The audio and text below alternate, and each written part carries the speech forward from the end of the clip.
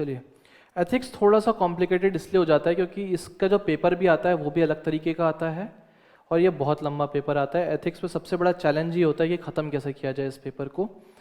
पहले प्रिपरेशन की बात कर लेते हैं। तो सिलेबस में कुछ एक्सप्लिसिट टॉपिक्स दे रखे हैं, ethics and human interface, emotional intelligence, इस टाइप के कुछ टॉपिक्स दे रखे हैं। आपको भी इसमें भी वही करना है जो अभी तक करते आए हैं, इनके ऊपर नोट्स तैयार करने हैं। कई बार क्या है, लोग आपको बहुत कुछ पढ़ा देंगे, अलग अलग जगह पे अलग अलग नोट्स से भी तुम्हें बहुत कुछ मिल जाएंगे। For this I referred lexicon, थोड़ी सी लेक्सिकन देखे थे और थोड़े से विजन आईएएस का जो वैल्यू एडेड मटेरियल है वो देखा था। इसके बेसिस पे सिर्फ एक कॉपी बनाई थी मैंने, जिसमें पहले एक्सप्लिसिट टॉपिक्स के ऊपर सब कुछ था।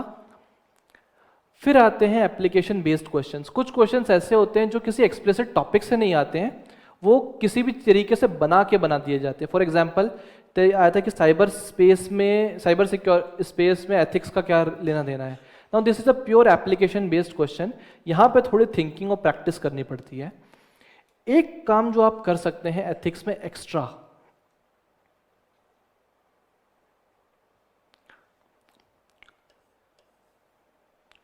दो 2013 से पेपर शुरू हुआ है एथिक्स का। कई सारी वैल्यूज पूछी गई हैं, कुछ नोलन कम्युनिटी की भी वैल्यूज हैं।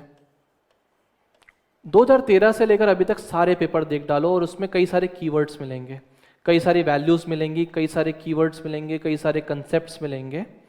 कुछ नहीं करना, हर कंसेप्ट पे एक डेफिनेशन, 4 एग्जाम्पल्स, एक डेफिनेशन 4 एग्जाम्पल्स तैयार करने हैं। एग्जाम्पल कहां से तैयार करोगे?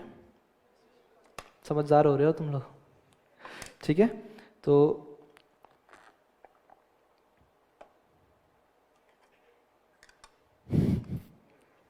चलो, कहां से शुरू करोगे? न्यूज़पेपर से। I don't like that juice, इसलिए हो रहा है। चलिए, एक्सप्लिसिट टॉपिक्स, अरे सर लाइएगा मत नया जूस। तो एक्सप्लिसिट टॉपिक्स जो थे, इमोशनल इंटेलिजेंस, एटीट्यूड, आप इसका क्या करेंगे, एक्सप्लिसिट एक एक पेज पे बनाएंगे, 4 एग्जाम्पल्स निकालेंगे। कहाँ से निकालेंगे? न्यूज़पेपर से निकालेंगे। कुछ सेलिब्रिटीज जैसे विवेकानंद जी हैं, गांधी जी हैं, इनकी लाइफ हिस्ट्री पे भी आपको एथिक्स पे कई सारे केस स्टडीज एग्जाम्पल्स मिल जाएंगे। आई प्रिपेयर्ड अराउंड 150 से 200 एग्जाम्पल्स। अब बताओ ये कहाँ पर होंगे मेरे? वो जो न्यूज़पेपर वाली कॉपी थी ना, जिसमें मेन से 65 भी थे, उसके पीछे एथिक्स के एग्जाम्पल्स आ गए थे। ये स्ट्रॉन्ग हो गए ना एग्जाम्पल्स। इसके बगल में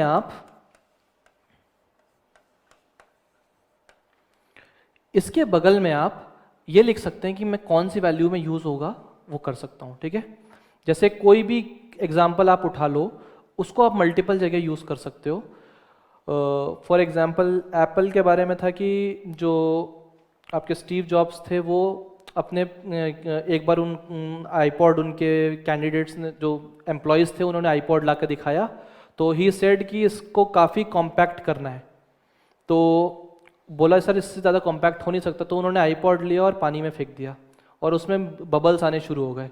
तो ही सेड देखो बबल्स आ रहे हैं, मतलब स्पेस है इसमें, एयर थी, ठीक है। ये कहानी है, सिंपल सी कहानी है। इसको कहाँ यूज़ कर सकता हूँ मैं? लीडरशिप में यूज़ कर सकता हूँ कि ही motivated his employees.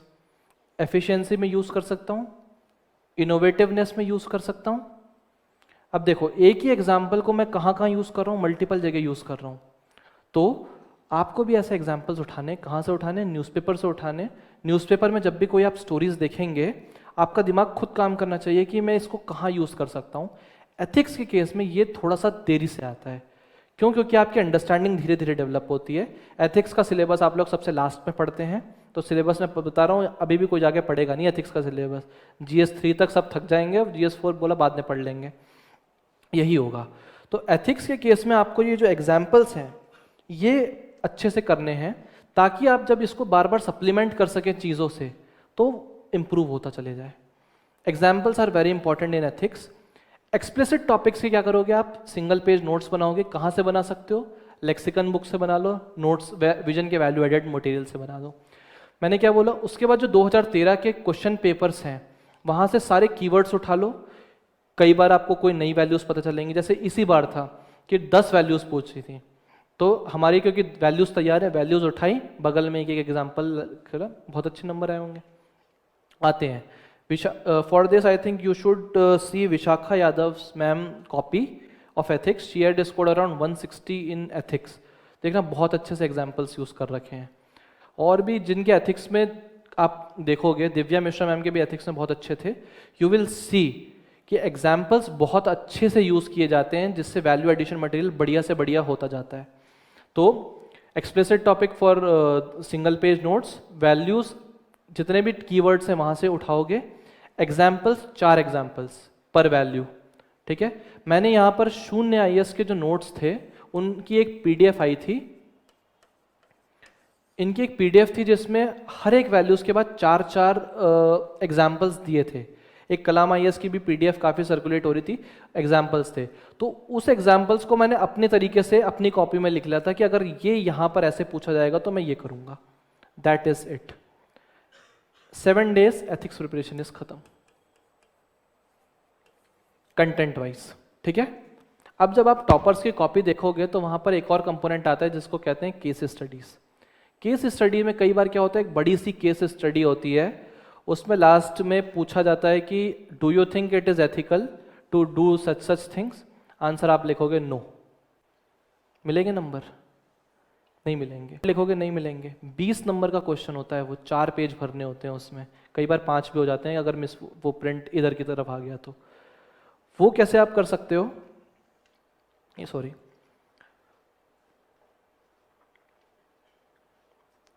Toppers copy आप उठाना और देखो वो केस स्टडीज़ को कैसे अप्रोच करते हैं। मैं आपको सबसे शॉर्टेस्ट तरीका बता रहा हूँ कि कैसे आप क्विकली इंप्रूव कर सकते हैं, ताकि आप फर्स्ट अटेम्प्ट में ही उसको अपनी प्रिपरेशन स्ट्रैटेजी में इंप्लीमेंट करके इस एग्जाम को निकाल सकें। तो टॉपर्स कॉपी में आप ये तो देख सकते हैं कि एग्जाम्पल्स कैसे यूज़ कर रहे हैं, but specifically focus on case studies, कि केस स्टडीज़ कैसे अप्रोच की जाती है। थोड़ा सा एक मैकेनिस्टिक व्यू होता है केस स्टडीज़ का, कि आपको थोड़े स्टेक होल्डर्स बताने होते हैं, थोड़ा सा सिनेरियो बताना होता है, कई बार मेरिट्स डीमेरिट्स बताने होते हैं। ये आप जब अलग अलग कॉपीज़ देखेंगे वहाँ से पता चलेगा।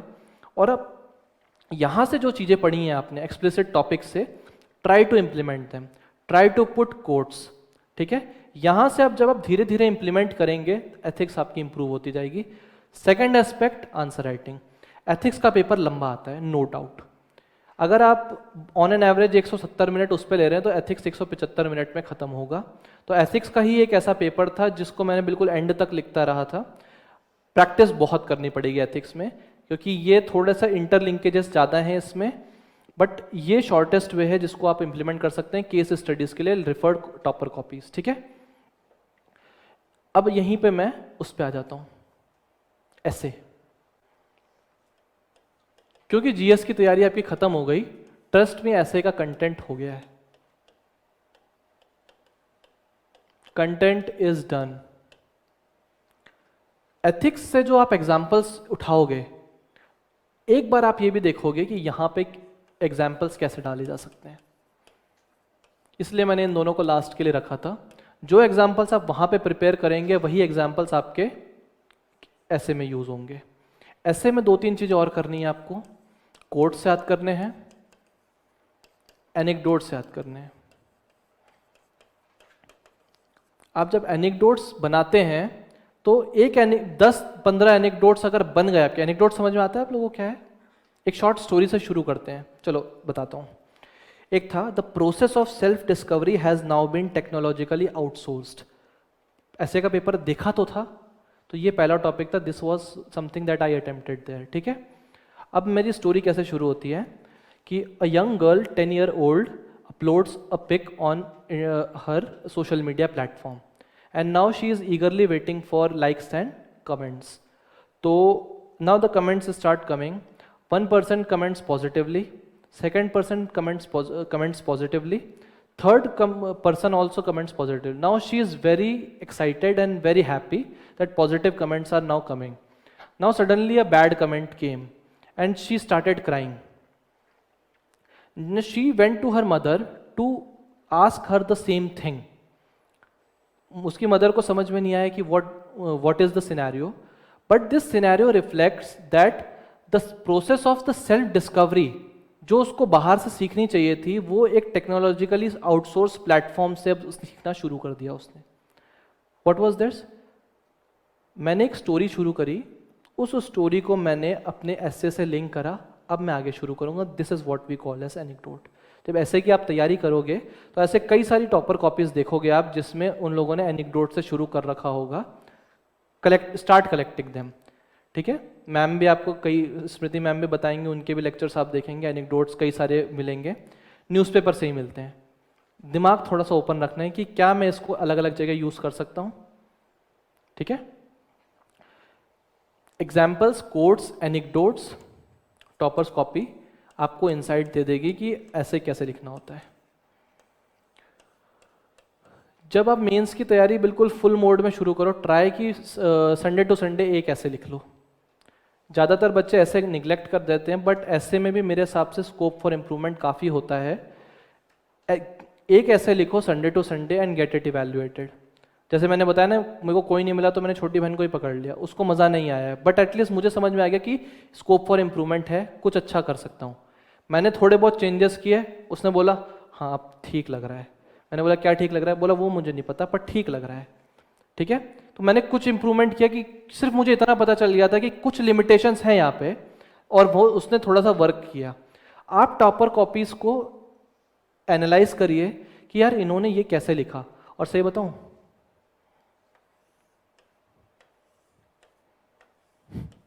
शॉर्टेस्ट वे कहाँ ढूंढने जाओगे कोट्स, इन्हीं से उठा लो। ठीक है, मैंने क्या बोला था, मेरे से नहीं होता था ज़्यादा काम, तो ऐसे की तैयारी ऐसे ही करी थी। 100-150 कॉपियाँ निकाल ली थी अलग अलग प्लेटफॉर्म से, उसी में से जो, ट्रस्ट में इस बार एनेक्डोट डाला था, कोट्स डाले थे, स्टोरी डाली थी, सब चुराया हुआ था, कुछ भी अपना नहीं था, बस ऐसे दिल से लिखा था, बाकी सब कंटेंट सारा चुराया हुआ था। ट्राई टू राइट एन ऐसे वीकली, संडे टू संडे एक ऐसे लिखिए, गेट इट इवैल्यूएटेड। थोड़ा सा राइटिंग इनर्शिया ब्रेक होगा आपका, इंप्रूव करेंगे डेफिनेटली। 4 ऐसे लिखे by the end of the month, थोड़ा ऐसे में आपका इंप्रूवमेंट आना शुरू हो जाएगा। ठीक है, तो this is what I suggest for ऐसे। मैं ये नहीं बोला कि this is the primary strategy, this is my strategy.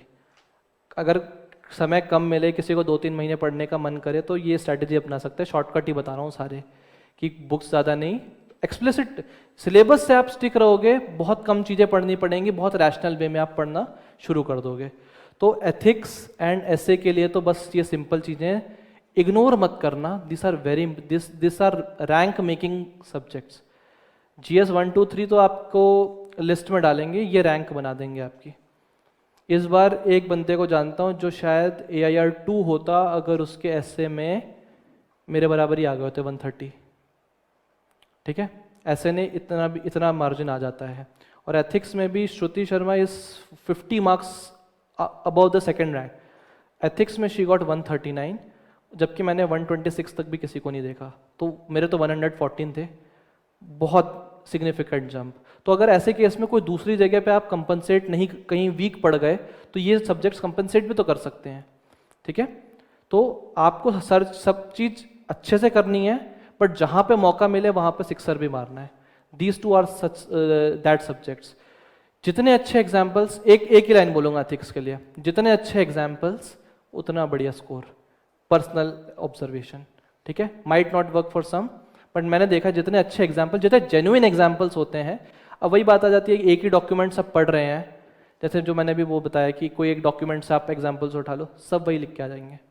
और होता है जब आप मेंस के वेल प्रिपेयर्ड बंदों के साथ compete करते हैं ना, तो एक कॉपी आई, उसमें एक एग्जाम्पल दिख गया, अरे बढ़िया एग्जाम्पल था, एग्जामिनर ने नंबर दे दिए। अगली कॉपी, यार इसमें भी सेम एग्जाम्पल आ गया।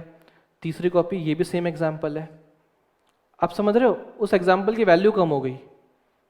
अब अगर वो एग्जाम्पल आपने खुद न्यूज़पेपर से उठाया होगा, कितनी प्रोबेबिलिटी कि किसी दूसरे बच्चे ने भी सेम एग्जाम्पल न्यूज़पेपर से उठाया होगा? लेस प्रोबेबिलिटी कंपैरेटिवली ना। तो वो क्या हो गया, आपका यूनिक कंटेंट हो गया। यूनिक कंटेंट हमेशा मार्क्स दे जाता है, अगर सही है तो। ये नहीं कि कुछ ये पूछ रहा है लिखा कुछ और है, वो यूनिक कंटेंट नहीं होता। यूनिक कंटेंट वो कि जो आपकी मेहनत है। न्यूज़पेपर आपकी मेहनत है। मैंने हमेशा न्यूज़पेपर ऊपर ही रखा है सबसे, इसलिए रखा है कि अभी आप सब फाउंडेशन पार्ट पे हो, जब आप अपने स्टैंडर्ड बुक्स पढ़ के अपना बेस बना रहे हो। एक टाइम के बाद आपके ऐसा आएगा जब आपको इम्प्रूवमेंट का स्कोप नज़र नहीं आएगा। फैक्ट बता रहा हूँ, एक पॉइंट के बाद लगे, जैसे एक होता है ना कि जब आप वेट लूज करना शुरू करते हो, स्टार्टिंग में तो बहुत तेजी से वेट लूज होता है, एक टाइम के बाद प्लेटू आ जाता है कि अब नहीं हो रहा है इससे कम। यूपीएससी में भी एक पॉइंट आएगा जब इससे ज़्यादा आप सोचोगे कि इंप्रूव नहीं हो पा रहा और सामने वाला बेटर मार्क्स ला रहा है आपसे। यूनिक कंटेंट अगर आपका होगा, आप कॉन्स्टेंटली इंप्रूव करते जाओगे। यूनिक कंटेंट कहाँ से आएगा? न्यूज़पेपर से आएगा। बस यही बहुत सिंपल टैक्टिक्स है मेरी कि newspaper should not be neglected at any cost. UPSC syllabus को अपने पास रखोगे तो बहुत अच्छे से इफेक्टिवली मैनेज कर पाओगे। आंसर राइटिंग में क्वालिटी और क्वांटिटी एस्पेक्ट अगर आप कर लोगे, you will get very good marks in mains. From -120 to +120 आपके सामने खड़ा हूँ। सिर्फ यही स्ट्रैटेजी अपनाई है, कंटेंट कम कर लिया, प्रिसाइज कर लिया, आंसर राइटिंग प्रैक्टिस बहुत अच्छे से करी है, इंप्रूवमेंट होगा, बिल्कुल होगा। ठीक है, so this is it for the mains strategy.